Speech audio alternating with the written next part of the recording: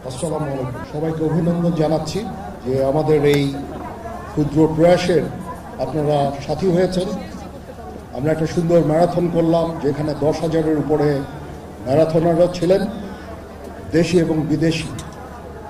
এখানে উদ্দেশ্য জয় পরাজয় নয়, উদ্দেশ্যটা ছিল যে দেশ এবং জাতিকে এই ফিজিক্যাল অ্যাক্টিভিটিসের মধ্যে অন্তর্ভুক্ত করা।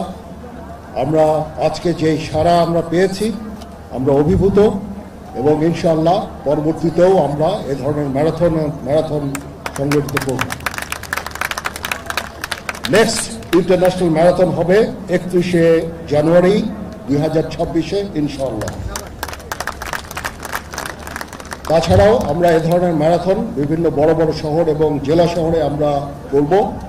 সেখানে আমরা লোকালদের সাথে নিয়ে আমরা এই ম্যারাথন করব, এবং আমি নিশ্চিত যে আমরা যদি একটা সুস্থ সবল জাতি পাই, এটা দেশ এবং জাতির জন্য একটা বড় কাজে দিবে, এবং আমরা একটা সুস্থ একটা নেশন আমরা দেখতে চাই। আমরা যখন মিলিটারি একাডেমিতে ক্যাডেট নেই, আগে যেরকম তাদের সুস্থতা ছিল, এখন সেরকম আমরা পাই না। এটা একটা বিরাট কারণ হচ্ছে যে আজকালকার ইয়াং জেনারেশন হয়তো ফিজিক্যাল অ্যাক্টিভিটিসে এত জড়িত না, কারণ আমাদের মাঠের সংখ্যাও কমে গেছে। খেলার যে সমস্ত সুযোগ সুবিধা খেলাধুলা করার, দৌড়ঝাঁপ করার, সেটাও কমে গেছে। এই জন্য আমরা উদ্যোগ নিয়েছি সারা বাংলাদেশে এই ম্যারাথনের মাধ্যমে এই ইয়াং জেনারেশনকে আমরা এটাতে সম্পৃক্ত করব। আজকে যখন আমি আসছিলাম, আমি দেখে খুব আনন্দিত যে আমি অনেক পরিবারকে দেখেছি তাদের ছেলে মেয়ে সহ এই ম্যারাথনে অংশগ্রহণ করেছে।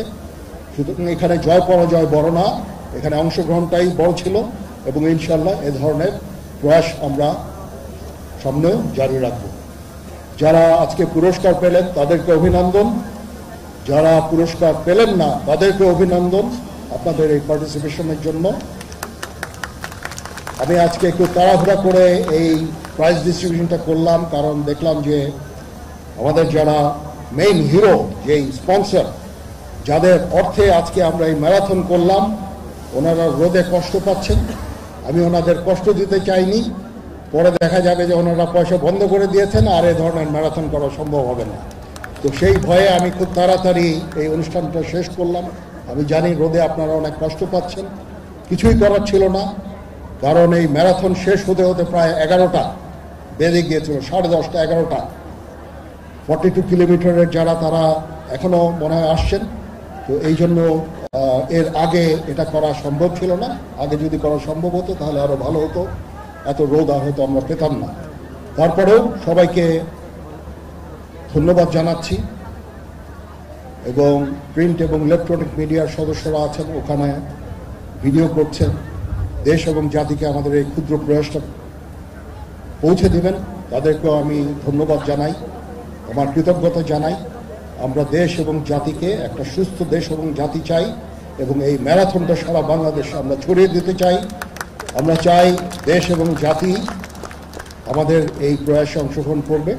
আমরা সবাই ভালো থাকবো, সুস্থ থাকবো, শান্তিতে থাকবো, নিরাপত্তার সাথে থাকবো, সেই আকাঙ্ক্ষা করে আমি আমার বক্তব্য শেষ করছি। সবাই ভালো থাকবেন। আল্লাহ হাফেজ।